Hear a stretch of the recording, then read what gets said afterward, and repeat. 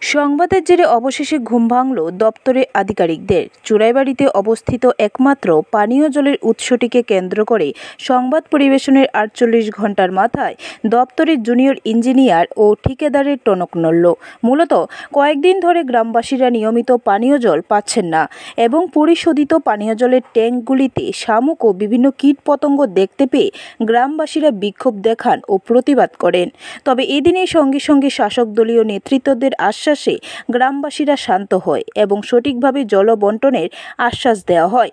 এরই পরিপ্রেক্ষিতে তড়িঘড়ি আজ শনিবার জুনিয়র ইঞ্জিনিয়ার অপু পুরকায়স্থ ও ঠিকাদার অরুণ ভট্টাচার্য মিলে কদমতলা পঞ্চায়েত সমিতির চেয়ারম্যান মিহির রঞ্জন নাথ সহ পঞ্চায়েত সমিতির একাধিক সদস্য, রাজাদর, হাসিম তালুকদার সহ বিভিন্ন গ্রাম পঞ্চায়েতের প্রধানদের নিয়ে জরুরি বৈঠক করেন উক্ত বিষয়কে কেন্দ্র করে।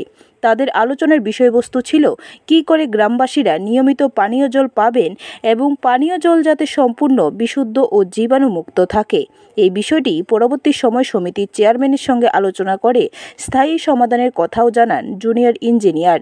কিন্তু এই পানীয় জল প্রকল্পের প্রধান সমস্যা হয়ে দাঁড়িয়েছে, যেখানে ১ লক্ষ লিটার গ্যালন জল প্রদান করা হয়ে থাকে সেখানে ৫টি গ্রাম পঞ্চায়েত ও জহর নবোদয় বিদ্যালয় থেকে শুরু করে বিভিন্ন বিদ্যালয়ে মিলে প্রায় ১.৫ লক্ষ লিটার গ্যালন জলের প্রয়োজন। ৫০,০০০ লিটার জল প্রতিদিন ঘাটতি দেখা দিচ্ছে, যার কারণে অনেকেরই চাহিদার তুলনায় অনেক কম জল পাচ্ছেন বলে জানান ইঞ্জিনিয়ার। কিন্তু শীঘ্রই সব সমস্যার সমাধান করা হবে এবং এই বিষয়ে একটি মনিটরিং কমিটিও গঠন করা হয়েছে।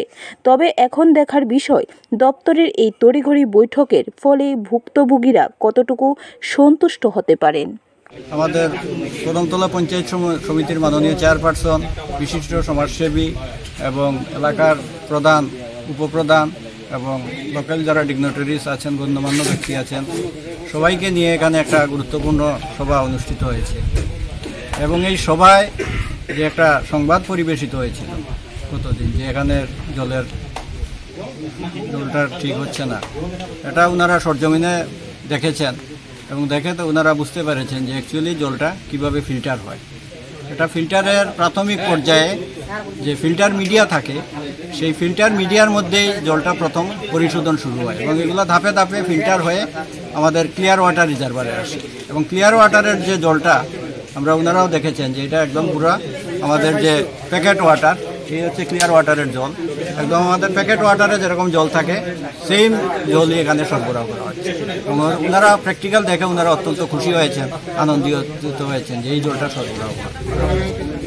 এখানে সুষ্ঠু পরিচালনার জন্য একটা কমিটি আজকে গঠন হয়েছে, তারা যাতে এলাকায় যাতে কোনো সমস্যার সৃষ্টি না হয় ওনারা তদারকি করবেন এবং আমরা আশা রাখছি যে আগামী দিনে আর কোনো সমস্যা হবে না।